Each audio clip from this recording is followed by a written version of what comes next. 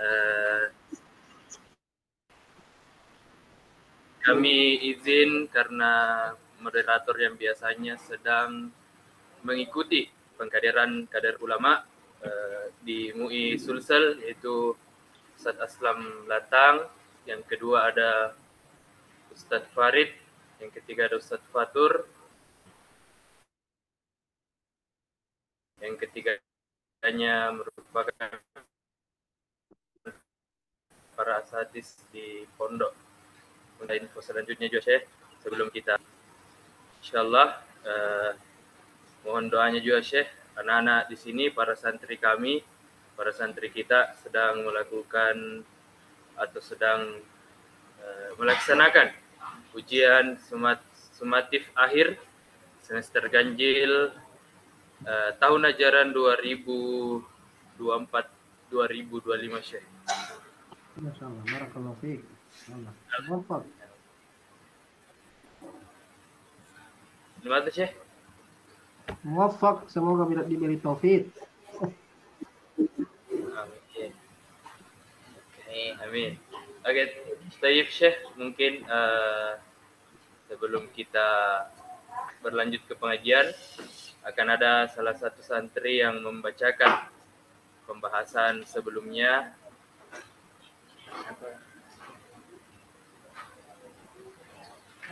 Baik, langsung saja, ini Ananda Muhammad Rizki Aditya.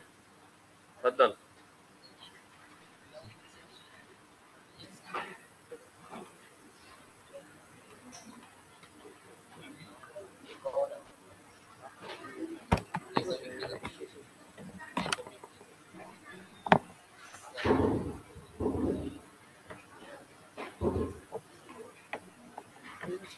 Bismillahirrahmanirrahim.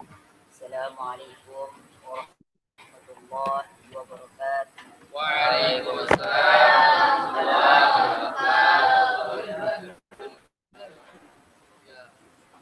Al-Mabhathur Rabi', pembahasan yang keempat, fi athari al-ahkami at-taklifiyah, pada manfaat hukum-hukum taklif. Pada butul atharu lil ahkami, ditetapkan ada pengaruh bagi hukum taklif. Wadi asubuha ma'at tamam, dan memiliki sebutannya yang sempurna. Al-wajibul mandub, dan wajib, sunnah, wal mubah, dan mubah, tummal al-makruh, kemudian makruh, wa muharramun yatim, dan haram sempurna, dan haram sempurna.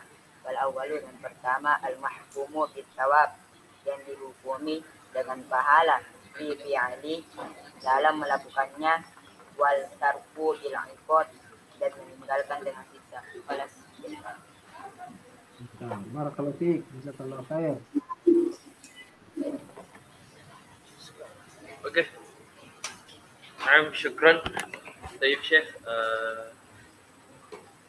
Nabda, dengan ini kami persilakan kepada Syekh untuk melanjutkan pengajian. Fadhal Syekh. Bismillahirrahmanirrahim. Alhamdulillahi rabbil alamin. Wassalatu wassalamu ala asyrafil anbiya'i wal mursalin wa ala alihi wasallam wa ba'd. Alhamdulillah, kita kembali melanjutkan kajian kita pada malam hari ini. Lanjutan pembahasan kitab Mursyidut Thullab karya Andre Guru kita Abdurrahman rahimahullahu taala rahmatan wasi'ah, yang mana kitab ini membahas tentang usul fiqih, dasar-dasar memahami fiqih. Pertemuan sebelumnya kita sudah membahas tentang pengaruh atau ganjaran bagi orang-orang, atau ganjaran dari hukum-hukum taklif, atau pengaruhnya atau dampak dari hukum-hukum tersebut. Balasannya itu telah disebutkan bahwasanya ada yang wajib, ijab menghasilkan al-wajib, hukum ijab menghasilkan amalan wajib, hukum nadab menghasilkan mandub, perkara yang mandub, Perintah ibaha menghasilkan sesuatu yang mubah, hukumnya mubah. Al-ikrah hukumnya makruh. At-tahrim hukumnya muharram. Jadi antara ijab, nadab, ibaha, karaha, tahrim itu semua hukum. Hasilnya menghasilkan suatu ketetapan yaitu wajib atau mandub atau mubah atau makruh atau muharram. Jadi ijab perintahnya, perintah yang menunjukkan wajib sehingga melahirkan hukum yang namanya wajib. Ijab melahirkan wajib. Nadab melahirkan mandub. Ibaha melahirkan mubah. Karaha melahirkan makruh. Tahrim melahirkan muharram. Kemudian apa yang akan diperoleh orang-orang yang mengamalkan hukum-hukum ini? Kata Syekh, al-awwal apa yang pertama disebutkan di atas? Al-wajib. Al-wajib adalah perkara yang dihukumi, al-mahkum bisawab, yang dihukumi mendapatkan pahala fi fi'lihi bagi yang melakukannya. Wattarku bil iqab, sedangkan yang meninggalkannya mendapatkan hukuman. Jadi kalau dikerja dapat pahala, ditinggalkan mendapatkan dosa, berhak mendapatkan hukuman. Kemudian pertemuan sebelumnya kita sudah menjelaskan bahwasannya yang wajib itu tidak sama semua derajatnya. Ada beberapa macam kewajiban. Yang wajib itu banyak jenis-jenisnya. Nah, dari berbagai tinjauan. Tinjauan yang pertama yang kita sudah jelaskan sebelumnya, ditinjau dari waktu pelaksanaannya. Sesuatu yang wajib ditinjau dari waktu pelaksanaan. Yang wajib itu ada dua. Ada yang waktunya tidak ditentukan. Waktunya terbuka, bebas, kapan saja boleh dilakukan. Atau ditentukan waktunya tapi waktunya longgar, muassa namanya. Jadi muhaddad, wajibun mutlak, wajib yang mutlak artinya terbuka, tidak ada batasan waktu. Atau muassa, ada batasan waktunya tapi longgar. Contohnya kemarin yang mutlak itu mengqada puasa Ramadan. Mengqada puasa Ramadan kapan saja setelah Ramadan. Ketika sudah mampu mengqada puasanya, dia qada. Kapan? Tidak ada batas waktunya. Yang jelas sebelum dia meninggal. Sedangkan wajib muassa seperti sholat 5 waktu, waktunya longgar. Maghrib saja yang paling pendek waktunya maghrib, cuma 1 jaman atau kurang dari 1 jam. Tapi 1 jam itu berapa salat maghrib yang bisa kita lakukan? Luas, artinya boleh dilakukan di awal atau di tengah atau di akhir. Yang penting dilakukan di waktu yang sudah ditetapkan. Yang pertama. Kemudian yang kedua ada wajib, sifatnya terbatas, waktunya ditetapkan. Dan waktunya sempit, tidak bisa dilakukan kecuali satu waktu saja, seperti puasa Ramadan. Puasa Ramadan setiap hari kita harus puasa di bulan Ramadan, dan setiap harinya itu tidak bisa dilakukan 2 puasa, cukup hanya bisa 1 puasa saja, dan tidak bisa dilakukan di waktu yang lain kecuali ada uzur. Tidak bisa dilakukan puasa Ramadan di luar Ramadan kecuali ada uzur seperti sakit atau musafir dan lain-lain, atau haid, nifas. Maka dia melakukan di waktu yang lain tapi namanya qadaan. Tapi adaan cuma hanya di bulan Ramadan. Kemudian kita pindah pembagian wajib yang lain ditinjau dari penentuan kadarnya, penentuan takarannya. Ada kadar tentunya, bukan waktunya, tapi kadarnya. Nah, ada namanya wajib muqaddar, muhaddad, ada wajib yang ditentukan kadarnya, dan ada wajib gair muhaddad, gair muhaddad. Artinya wajib tapi tidak ditentukan kadarnya berapa yang harus dilakukan.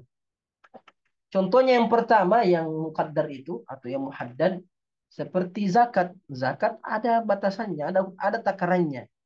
Seperti harta, emas, perak 2,5%. Eh, Kalau dia punya onta 5 ekor, maka dia wajib keluar satu kambing. Dia punya kambing 40 ekor, maka wajib keluar satu ekor kambing. Itu ada takarannya. Eh, ada eh, ukuran tertentunya. Eh, Tidak terpenuhi kewajiban kecuali dia lakukan sesuai dengan kadarnya. Eh, Ini kalau dia wajib zakat harta, kemudian dia cuma keluarkan sedikit tidak mencukupi 2,5%, nah, seperti orang yang punya uang 100 juta, berarti keluar apa 2,5%, 2,5 juta. Nah, atau dia punya hasil panen, nah, maka dia harus keluarkan 1/10 atau 1/5-nya. Tidak sah kecuali sesuai dengan kadar tersebut. Seperti sholat duhur, harus 4 rakaat, tidak boleh kurang, tak boleh lebih, ada takarannya. Puasa Ramadan, 1 bulan penuh, tak boleh kurang.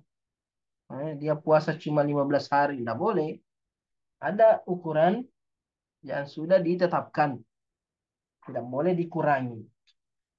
Nah, sedangkan ada yang wajib, namanya wajib gair muhaddad, tidak ditentukan kadarnya. Seperti kewajiban suami menafkahi istrinya, anak-anaknya. Berapa? Tidak ditentukan. Sesuai dengan kondisi, kalau dia orang kaya ya banyak-banyak. Dia berikan nafkah kepada istri dan anaknya. Sesuai juga dengan tempat. Eh, Ada negeri tidak cukup kalau 1 juta per hari. Ada negeri 1 juta per hari sudah cukup. Artinya tidak syariat tidak menentukan berapa ukurannya itu. Seperti birrul walidain. Birrul walidain, berbakti kepada kedua orang tua, tidak ada takarannya, tidak ada ukurannya berapa. Bagaimana cara berbakti kepada kedua orang tua, tidak ditentukan takarannya. Dan tidak ditentukan waktunya juga. Birrul walidain ini tidak ditentukan waktunya. Bahkan sampai orang tua meninggal, masih kita diwajibkan berbakti kepada kedua orang tua dengan mendoakan mereka.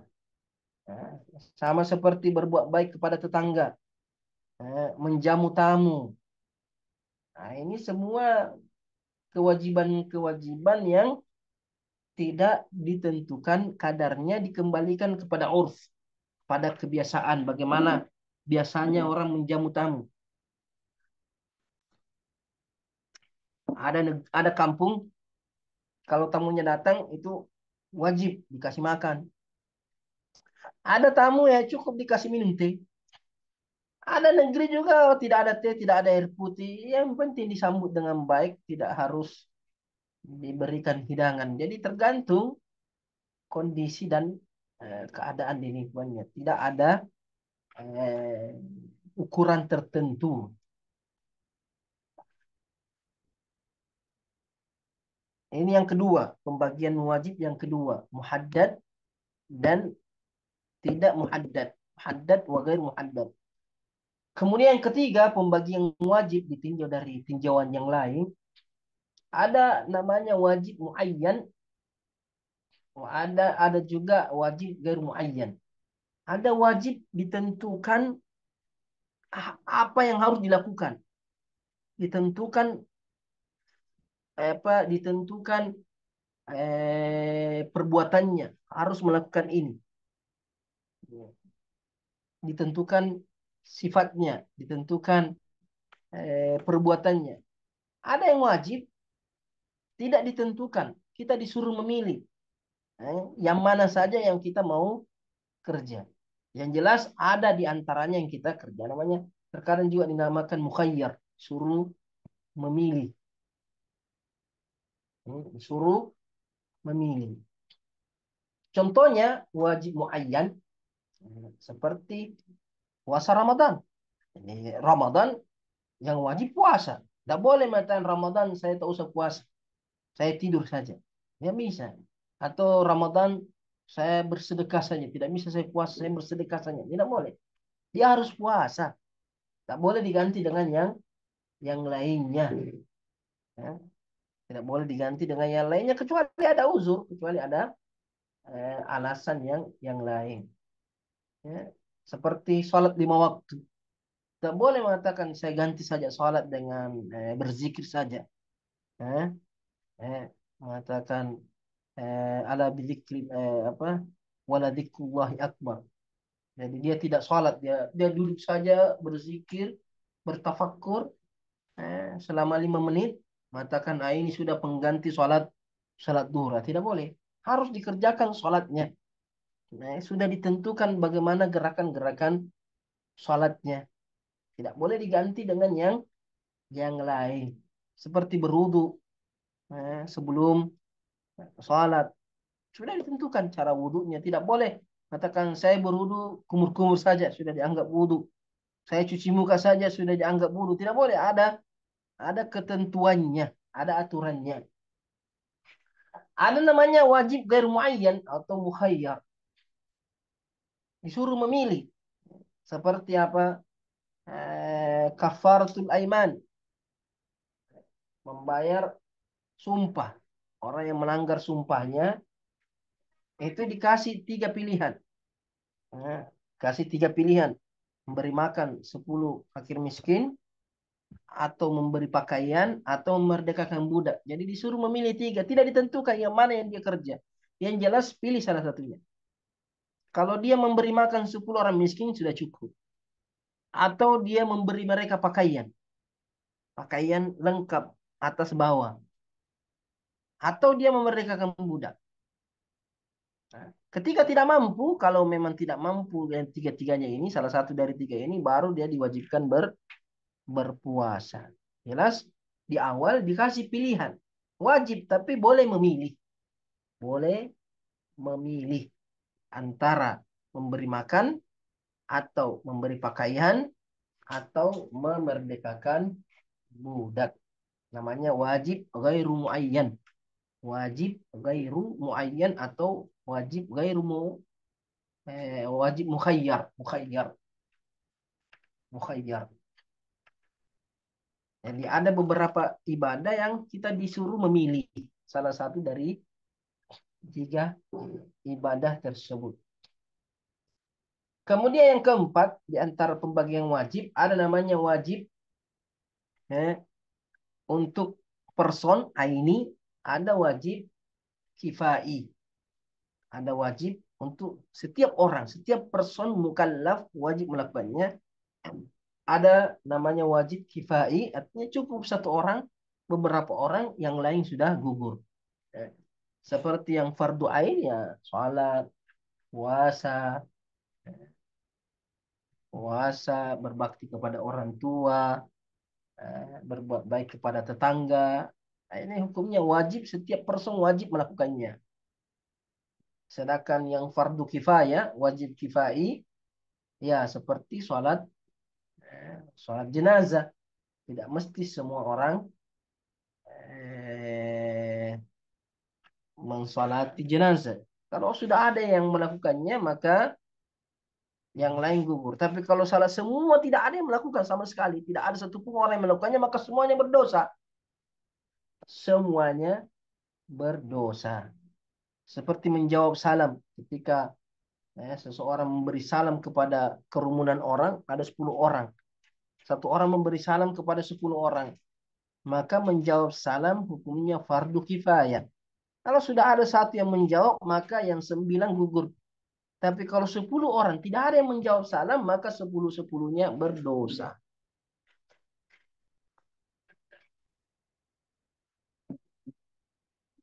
Sama seperti mempelajari usul fikih.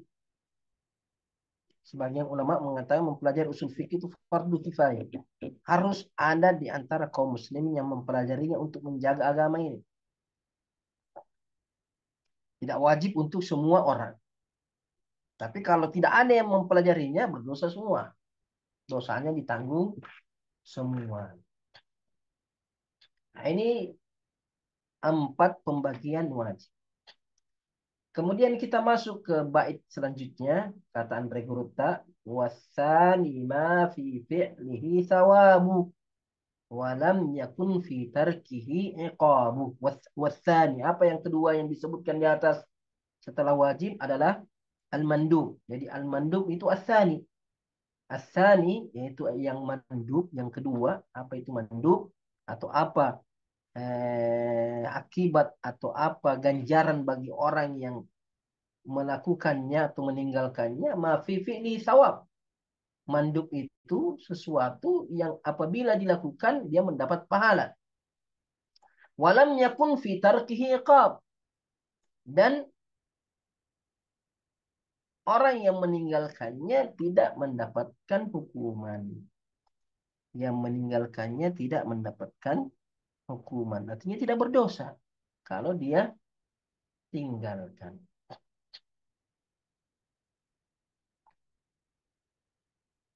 Kalau dia meninggalkan satu amalan sunnah, amalan mandub, yang diperselisihkan ulama, kalau dia meninggalkan semua amalan sunnah, bolehkah seseorang meninggalkan semua amalan sunnah, dia kerja yang wajib-wajib saja semuanya? Sebagian ulama mengatakan tidak boleh. Dia harus melakukan satu dari semua yang sunnah-sunnah. Tak boleh meninggalkan secara keseluruhan. Ada yang mengatakan boleh, tapi orang yang meninggalkan sunnah itu membahayakan wajibnya. Karena sunnah itu menutupi kekurangan-kekurangan pada amalan wajib. Menutupi kekurangan pada amalan-amalan wajib. Jadi manfaatnya mengamalkan amalan sunnah untuk menjaga yang wajib.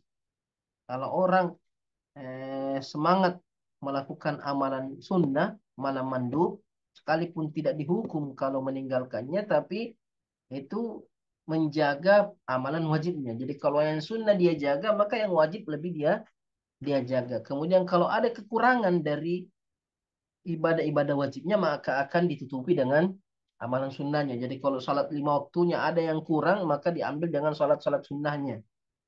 Nah, kalau ada puasa wajibnya yang kurang, maka diambil dengan puasa-puasa sunnahnya. Kalau ada zakatnya yang kurang, maka diambil sedekah-sedekahnya.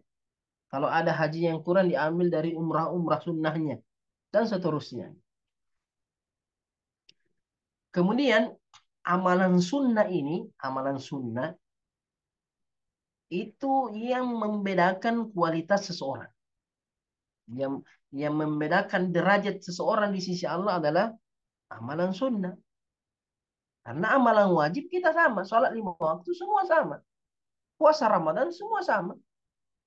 Zakat semua sama. Wajib kita lakukan. Yang membedakan derajat seseorang dengan yang lainnya adalah amalan sunnahnya. Karena amalan sunnah tidak dipaksakan. Tapi ketika dia memperbanyak amalan sunnah, maka semakin tinggi derajatnya. Makanya Allah Subhanahu wa taala mengatakan, wa ma min syai'in mimma aftaradtu ahabbu ilayya wa ma min syai'in ahabbu ilayya mimma aftaradtu alaih. Tidak ada sesuatu yang paling saya senangi daripada apa yang saya wajibkan kepada kalian. Wala yazalu al-abdu yataqarrabu ilayya bin nawafil hatta uhibbah. Tidaklah seorang hamba senantiasa melakukan amalan-amalan sunnah sampai aku mencintainya. Jadi semakin banyak amalan sunnah, maka semakin tinggi derajat seseorang. Menggugurkan dosa-dosanya dan meninggikan derajatnya. Kemudian amalan sunnah ini juga bertingkat-tingkat. Tidak semua sunnah itu sama derajatnya, kualitasnya. Ulama menyebutkan ada 3 tingkatan amalan sunnah. Sekalipun sama-sama sunnah, mendapat pahala kalau dikerja, tidak berdosa kalau dia meninggalkan. Tapi yang sunnah ini ada derajatnya, ada namanya sunnah muakkadah. Sunnah muakkadah. Yani sunnah tapi sangat ditekankan. Tidak berdosa kalau ditinggalkan. Tapi menurut mazhab Syafi'i, orang yang meninggalkan sunnah muakkadah itu tercela. Artinya pantas mendapatkan celaan. Cemooh. Kenapa kamu tidak kerja?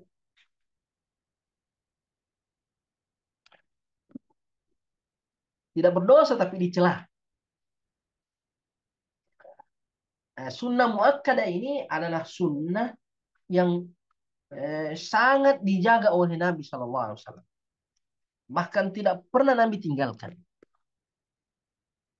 Kecuali sedikit. Tanda bahwa sunnah muakkadah. Seperti 2 rakaat sholat subuh. 2 rakaat sunnah sebelum sholat subuh. Ini Nabi tidak pernah tinggalkan sekalipun Nabi sedang bepergian jauh. Sekalipun Nabi sedang musafir, Nabi kerja. Bahkan kalau pernah Nabi ketiduran. Ketiduran sholat subuh, nanti Nabi terbangun bersama pasukan, sama sahabatnya. Nanti Nabi terbangun ketika matahari sudah tinggi. Ketika Nabi ingin sholat, Nabi sholat sunnah dulu 2 rakaat, baru sholat subuh. Tidak batalkan langsung sholat subuh. Banyak sebagian orang, kalau terlambat bangun sholat subuh, langsung sholat subuh saja. Tidak, sholat sunnah 2 rakaat. Sholat sunnah 2 rakaat dulu, baru sholat subuh. Sekalipun sudah jam 8 pagi. Ketiduran. Sama seperti sholat eh, salat witir. Salat witir Nabi tidak pernah tinggalkan. Makanya sebagian ulama menghukumi salat witir itu wajib.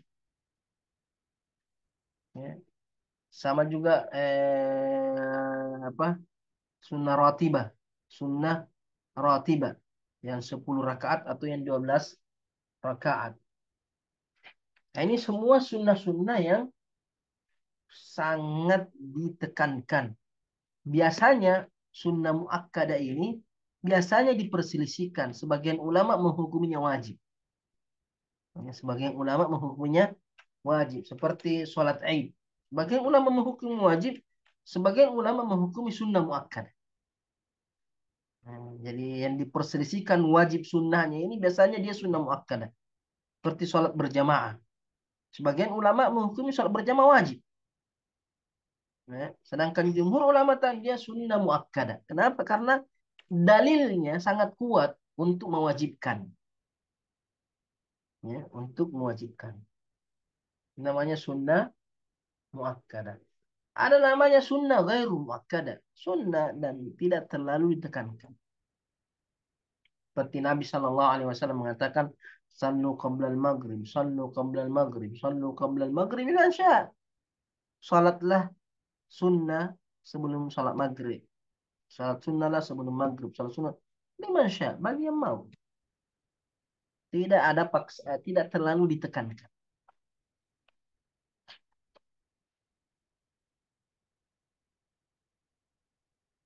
Seperti juga puasa sunnah. Nabi tidak menjaga puasa sunnah. Nabi kadang puasa, kadang tidak. Sama seperti haji sunnah, umrah sunnah. Itu tidak ditekankan. Eh, Tidak terlalu ditekankan. Makanya sunnah gairu muakkadah. Ada yang ketiga namanya fadilah atau adab. Fadilah atau adab. Eh, Ini biasanya berkaitan dengan perbuatan-perbuatan Nabi Shallallahu Alaihi Wasallam yang bukan ranah ibadah, bukan ranah ibadah, seperti eh, cara makannya Nabi, cara duduknya Nabi, cara jalannya Nabi, cara berpakaiannya Nabi. Eh, Kecuali kalau ada dalil yang mewajibkan atau yang menghukumi muakkadah. Secara umum, eh, perbuatan Nabi yang berkaitan dengan sifat manusiawi bukan dalam ranah ibadah, Eh, maka secara umum namanya fadilah. Artinya kita lakukan sebagai bentuk kecintaan kepada Nabi Sallallahu Alaihi Wasallam. Kita mencontoh seluruh gerak-geriknya Nabi seperti yang dilakukan oleh Abdullah bin Umar. Abdullah bin Umar bahkan terkadang dia paksakan dirinya kencing di tempat Nabi pernah kencing di situ, atau dia duduk di tempat dia mau duduk di situ, padahal dia tidak ada dia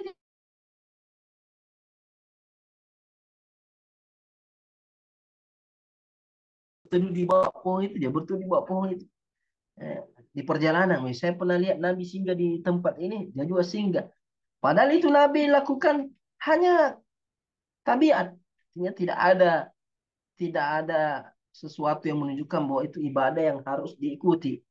Tapi karena kecintaannya kepada Nabi, dia lakukan semua yang datang dari Nabi Shallallahu Alaihi Wasallam. Itu tanda kecintaan. Semakin besar cintanya seseorang, semakin semangat dia meneladani Nabi Shallallahu Alaihi Wasallam tanpa mempedulikan ini wajib, ini muakkada atau tidak muakkada. Pokoknya Nabi kerja dia kerja. Nabi lakukan dia lakukan. Nah, itu tanda kesempurnaan cinta kepada Nabi Shallallahu Alaihi Wasallam. Seperti yang dilakukan oleh Abu Ayyub Al Ansari. Ketika Nabi Shallallahu Alaihi Wasallam singgah di rumahnya sebelum dibangun Masjid Nabawi, sebelum dibangun rumahnya Nabi ketika hijrah.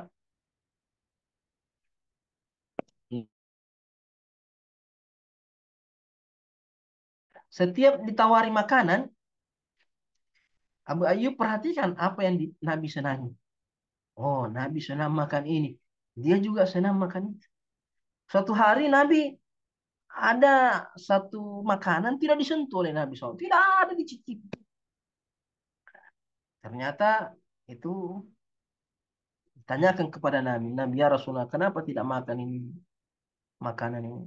Saya mengatakan dia ada bawangnya. Ada bawang merah atau bawang putihnya.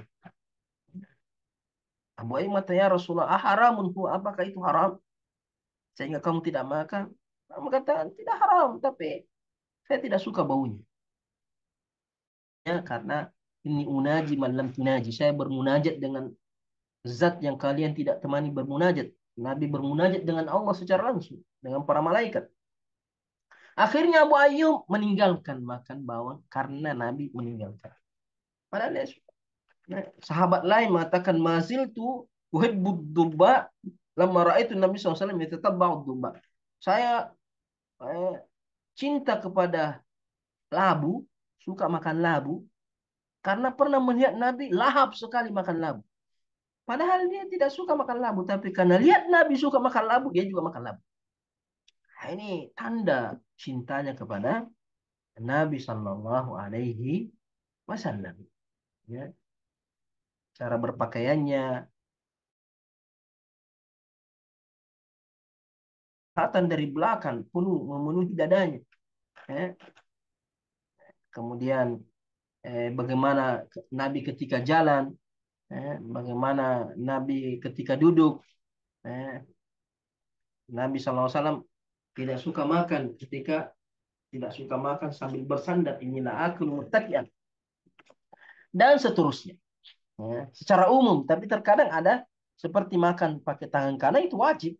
Nah, ada ancaman bagi orang yang makan pakai tangan kiri. Sekalipun ini berkaitan dengan makan dan minum, tapi kalau ada dalil yang mewajibkan maka itu wajib. Seperti haramnya minum berdiri. Bagian ulama mengharamkan minum berdiri karena Nabi mengatakan man syariba qa'iman falyastaqi'. Siapa yang minum sambil berdiri hendaklah dia muntahkan. Nah, ini ada dalil bahwa itu wajib haram dilakukan. Nah, jadi sekalipun berkaitan dengan masalah kehidupan, kalau ada dalil, tapi kalau tidak ada dalil, maka secara umum perbuatan Nabi dalam perkara-perkara manusiawi, maka hukumnya fadilah. Artinya eh, dianjurkan, diamalkan, tapi tidak sampai ke derajat sunnah yang harus atau yang mesti dikerjakan, atau yang dicela orang yang meninggalkannya. Kemudian kata Andre Guruta, wasalithun lam yulfa fihi min thawab fi'lan wa tarkan bal wala fihi iqab. Yang ketiga, apa yang ketika disebutkan oleh Andre Guruta di bait yang kedua setelah wajib, mandub, mubah. Jadi wasalithun ay al-mubah. Yang ketiga itu lam yulfa fihi min thawab. Artinya tidak diberikan pahala. Ketika dia lakukan tidak ada pahalanya. Fi'lan, ketika dia lakukan, watarkan atau dia tinggalkan. Bal wala fihi iqab, bahkan tidak ada hukuman. Tidak mendapatkan pahala ketika dia kerja, tidak mendapatkan pahala ketika dia tinggalkan, dan tidak mendapatkan hukuman kalau dia tinggalkan. Namanya mubah. Ya, namanya mubah. Hanya saja hukum mubah ini tidak paten. Bisa jadi yang mubah itu naik ke wajib. Bisa jadi yang mubah naik kepada yang haram. Yang mubah bisa jadi makruh, yang mubah bisa jadi haram. Tergantung keadaan. Seperti makan. Makan mubah. Minum kopi. Saya minum kopi. Mubah. Mubah. Mau minum, tidak mau minum.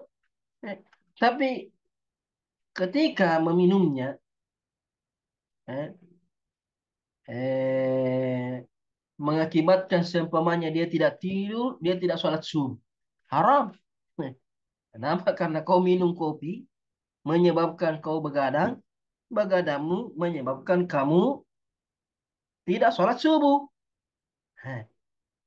Berarti kopi menjadi haram. Karena apa? Karena mengantar kepada yang haram. Jadi semua yang mengantarkan kepada yang haram adalah haram. Itu kaidahnya. Semua yang mengantar kepada yang haram adalah haram. Ya. Tapi kalau seumpamanya dia minum kopi supaya semangat pengajian, supaya tidak mengantuk, supaya apa, segar, hukumnya sunnah, ya, karena mengantarkan kepada yang sunnah, ya. Atau wajib ketika dia mengantar kepada yang wajib, makruh ketika mengantar kepada yang makruh. Jadi kalau dia minum kopi, cerita, habis waktu, cerita sana kemari, hukumnya makruh, menghabiskan waktu yang tidak bermanfaat. Sama seperti seumpamanya menikah. Nah, tapi kalau menikah sebagian ulama mengatakan dia mustahab. Seperti apa? Perkara mubah. Eh, perkara mubah. Tidur, tidur. Mubah. Eh, tapi terkadang tidur hukumnya wajib. Kalau itu membahayakan kesehatannya. Kalau dia tidak tidur, dia wajib tidur. Supaya dia eh, bisa sehat. Kadang sunnah. Nabi Shallallahu Alaihi Wasallam mengatakan, qilu fa inna syaitana la yaqil. Sebagian riwayat mengatakan tidur sianglah karena syaitan itu tidak tidur siang. Tidur siang sunnah. Ya. Kadang makruh. Seperti tidur sebelum sholat isya. Nabi tidak tidur sebelum sholat isya. Itunya makruh. Kenapa? Karena dikhawatirkan eh, ketinggalan sholat isya. Tapi kalau dia tidur sebelum maghrib, sehingga dia tidak sholat maghrib, hukumnya haram. Ya.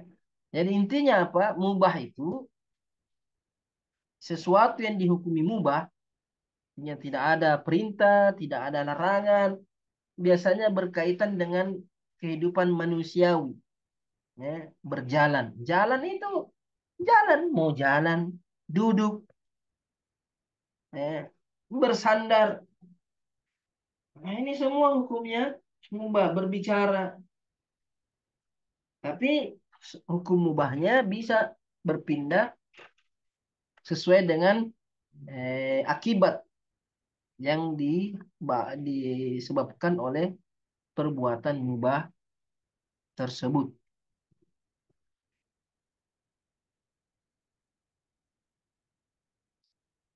Itu yang mubah. Kemudian bait selanjutnya warabi'un. Apa warabi'un? Yang keempat yang disebutkan di bait yang kedua. Wajib, mandub, mubah, makruh. Bagaimana dengan makruh? Kata Nurul warabi'un, yang keempat itu, yang makruh, yakunu aksa manudib. Kebalikan dari mandub. Kebalikan dari sesuatu yang dianjurkan. Apa kebalikannya? Mandub tadi apa? Kalau dikerja dapat pahala, ditinggalkan tidak dapat dosa. Nah, sebaliknya makruh, ditinggalkan dapat pahala, dikerja tidak dapat dosa. Nah, ini makruh itu kebalikan dari mustahab atau mandub.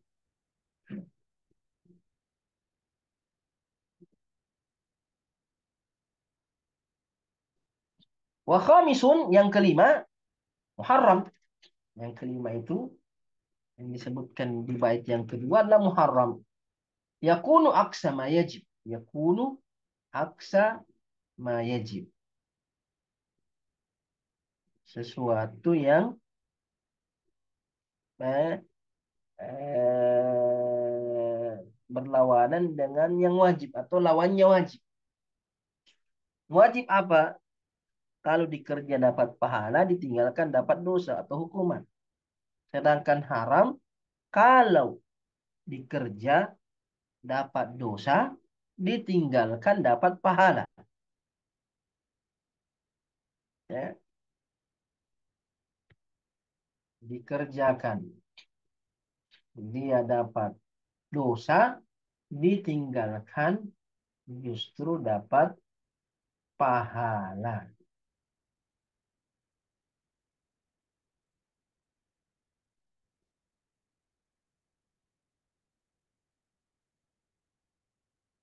Kata saya di sini, atau nanti terakhir itu, kemudian yang muharram ini ada dua pembagian, dua pembagiannya muharram. Jadi muharram itu terbagi dua. Ada namanya muharram li dzatihi, ada namanya muharram li ghairihi. Ini muhim, penting ini.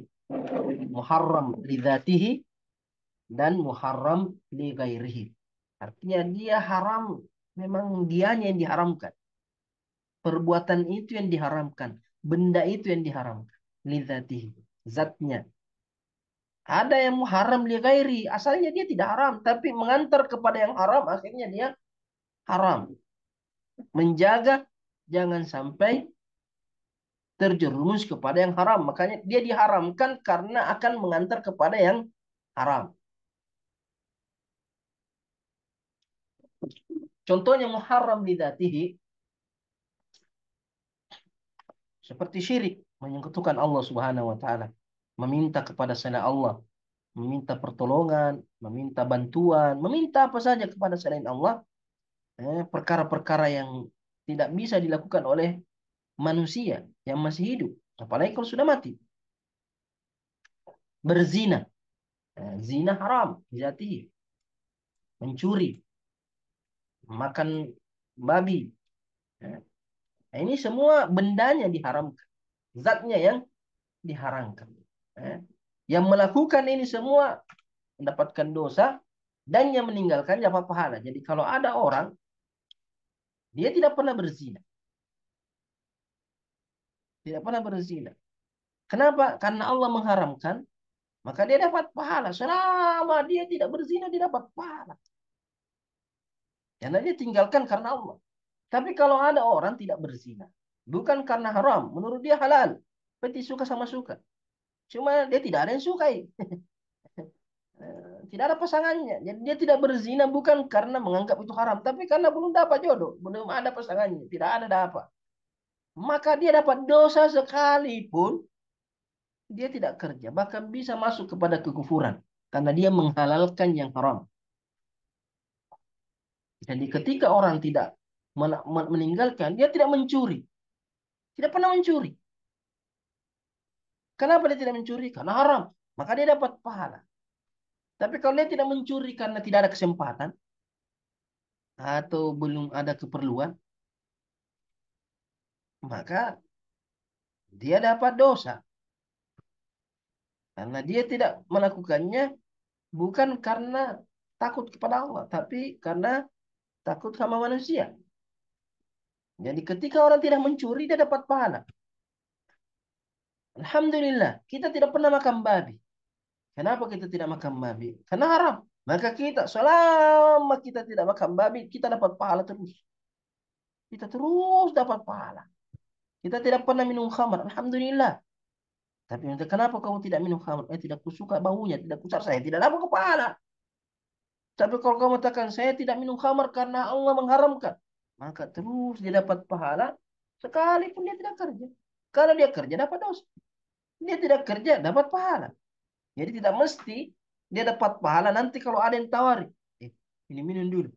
Nah, tidak bisa. Dapat tidak. Selama kita meninggalkan, selama kita tidak minum khamar, karena meyakini keharamannya, maka kita dapat pahala.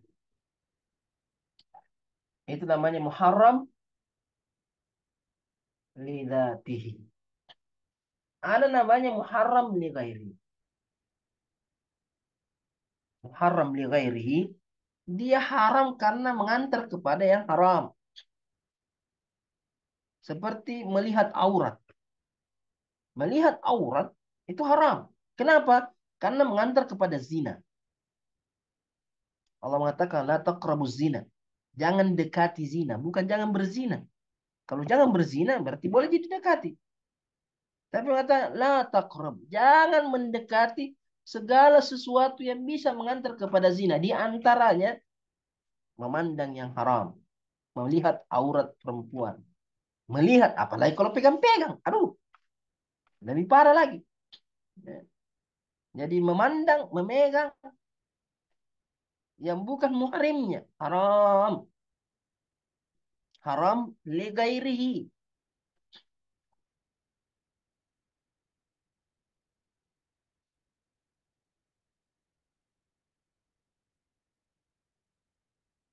Apa bedanya muharram lidati dengan muharram li ghairihi? Sebagian ulama mengatakan kalau muharram lidatihi tidak dibolehkan kecuali darurat.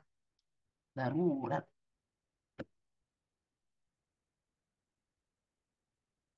Seperti mencuri. Tidak mati kalau dia tidak mencuri. Tidak mencuri makanan. Mati dia. Maka mencuri. Supaya dia bisa hidup. Ya. Tapi jangan jadikan pekerjaan. Artinya kalau dia tidak makan itu buah yang dia curi, dia minta tidak dikasih. Akhirnya dia curi supaya bisa melanjutkan kehidupannya. Kalau dia tidak makan dia mati. Ya. Dia pergi di hutan. Ternyata dia dapat babi. Kalau dia tidak makan dia mati. Haus. Tidak ada minuman kecuali khamar. Maka dia wajib memakannya. Ad-darurat tubihul mahzurat. Sedangkan muharram li ghairihi itu yubahu lil hajat. Dibolehkan jika ada hajat, jika ada keperluan. Seperti seorang wanita mau berobat. Tidak ada dokter perempuan. Yang ada cuma dokter laki-laki. Nah, dokter laki-laki akan melihat auratnya. Nah, di sini dibolehkan karena sudah hajat. Tidak sampai kepada darurat, tapi tersiksa kalau dia tidak berobat. Karena berobat itu bukan darurat. Berobat itu hajat, keperluan, bukan darurat.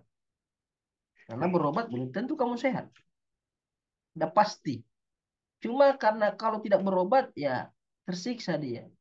Maka dia masuk kepada perkara hajat, dibutuhkan. Dibolehkan. Makanya ketika seorang melamar, itu dibolehkan melihat pasangannya. Karena ada hajat di situ supaya lebih apa hubungan, untuk memperbaiki hubungan, memperkuat hubungan suami istri. Jadi muharram lidzatihi tidak dibolehkan kecuali darurat. Muharram li ghairihi dibolehkan kalau ada hajat, ada keperluan.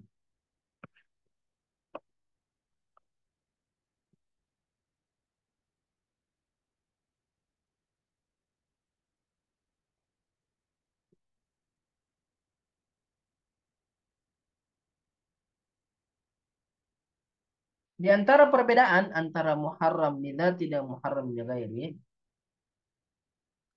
muharram lidzatihi dalam perkara akad jual beli itu tidak sah jual beli. Tidak sah jual belinya. Namanya dia jual beli babi, maka haram hartanya, harta uang pembeliannya harus dikembalikan. Tidak halal dia makan itu harta. Atau dia jual beli khamar, atau dia jual beli bangkai, haram.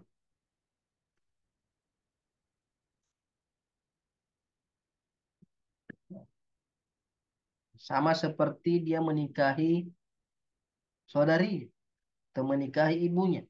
Nah, ini haram lidzatihi. Tidak sah akadnya. Tapi kalau muharram li ghairihi, haram li ghairihi seperti riba. Riba itu haram li ghairihi karena mengantar kepada kezaliman, mengantar kepada Jadi kalau ada akad jual beli dengan cara riba, maka akadnya bisa sah kalau ribanya dihilangkan. Hilangkan saja ribanya, maka akadnya sudah sah. Sama seperti menikahi orang yang sudah dilamar. Dia sudah dilamar sama seorang. Tiba-tiba potong kompas. Tanpa ada persetujuan yang melamar pertama. Itu hukumnya haram. Tapi akadnya sahih. Kenapa? Menyebabkan apa? Menyebabkan putusnya hubungan atau merusak hubungan antara sesama muslim. Seperti membeli apa yang sudah dibeli orang. Dia sudah tawar menawar. Tiba-tiba kamu pergi menawar juga. Itu haram tapi li gairihi. Haram. Jadi sama seperti eh, eh, jual beli pada hari Jumat. Jual beli pada hari Jumat. Haram. Ketika khatib sudah naik ke atas mimbar, kemudian ada proses jual beli laki-laki, maka dia berdosa, tapi jual belinya sah. Tapi dia berdosa. Kenapa? Karena dia haram li ghairihi. Diharamkan jual beli karena akan mengantar orang kalau jual beli sementara khutbah, dia dikhawatirkan dia tidak pergi sholat Jumat. Nah, ini perbedaannya. Kemudian kata Andre Kruta terakhir di sini mengatakan misalu kulli wahidin qad yu'lam lidza taraktuhu likai la tas'amu. Contoh-contoh dari masing-masing yang 5 itu wajib, ya, mandub, mubah, makruh, muharram, itu sudah diketahui contoh-contohnya dan kita sudah sebutkan contoh-contohnya. Lidza taraktuhu likai la tas'amu. Saya tinggalkan, artinya Andre Guruta tidak menyebutkan contoh karena sudah jelas contohnya supaya kalian tidak bosan, supaya bait ini tidak terlalu panjang kalau disebutkan contoh-contohnya, karena contoh-contoh yang wajib banyak, contoh-contoh yang mubah, mustahab, yang makruh, muharram banyak, dan kita sudah sebutkan sebagian di antaranya. Ya, hanya menyebutkan sebagian di antaranya. Insya Allah pertemuan berikutnya kita masuk ke mabhas al-khamis fi aqsam ahkamil wada'iyah. Pembagian hukum wadai, karena kita sudah hukum terbagi dua, ada hukum taklifi, ada hukum wadai. Hukum taklifi kita sudah jelaskan, sedangkan kita akan masuk hukum wadaiyah. Nah, bismillah. Barakallahu fiik. Tafadhal moderator.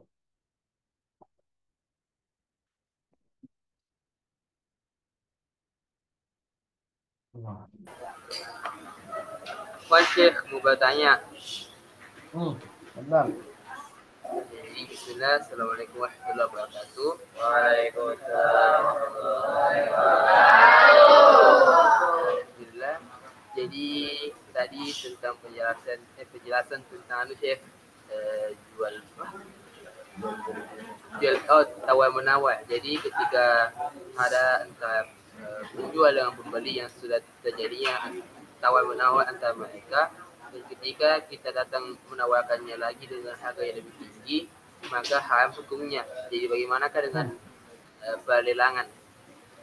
Nah itu termasuk nih contohnya nih. Terkadang dia menawar bukan untuk membeli tapi untuk menaikkan harganya. Tapi kalau dia seumpamanya ada penjual, saya mengatakan saya jual untuk harga tertinggi, maka dibolehkan. Siapa yang paling tinggi ya beli. Cuma yang jadi masalah itu kalau dia menawar hanya untuk meninggikan harga, itu hanya memancing orang supaya, dan dia tidak ingin membeli. Tapi kalau memang dia mau membeli, dia menawar itu. Jadi ini bukan tawar menawar, tapi lelang namanya. Yang akan menjadi pembeli yang menawar dengan nilai tertinggi. Dan diharamkan itu kalau kita sementara menjual tawar menawar, tiba-tiba kau potong di situ orang. Lah, tahu dia berapa dia mau belikan? Dia mau beli 10.000, saya beli 15.000. Itu tidak boleh. Karena akan menyakiti penawar pertama. Tapi kalau sistem lelang itu boleh saja. Yang penting ketika dia menawar, dia betul-betul ingin membelinya. Bukan dengan niat menipu si pembeli lain sehingga dia meminta harga yang lebih tinggi. Akhirnya dia terlalu, seharusnya harganya tidak seperti itu, harga sebenarnya. Itu Allah Ta'ala alam. Nah.